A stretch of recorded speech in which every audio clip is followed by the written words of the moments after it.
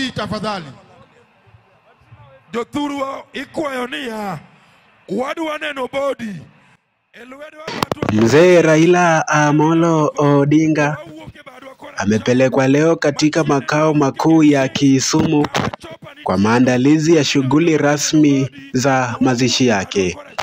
Serikali kwa ushirikiano na kamati maalumu ya kitaifa imepanga mchakato wa maziko kufanyika kwa heshima kubwa za kitaifa.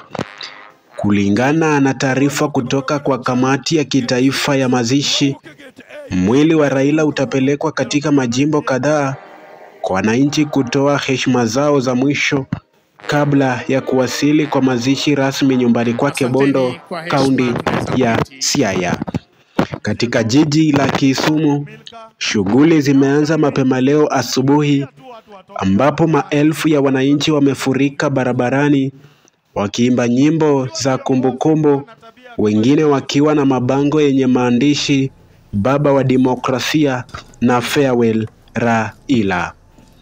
Viongozi mbalimbali wa kitaifa na kimataifa wanatarajiwa kuwasili kesho, huku usalama ukiimarishwa katika maeneo yote ya jiji.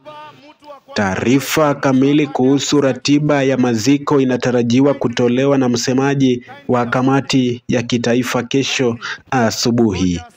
Hizi ni taarifa ambazo tulikuwa tumekuandalia ndani ya mitabendi ya KNP Media. Langu jina Tuzen Bajwa, na hapo ninakoma. Asante. Leta hiyo microphone nyingine ili Milka na timu yake waendelee. Milka.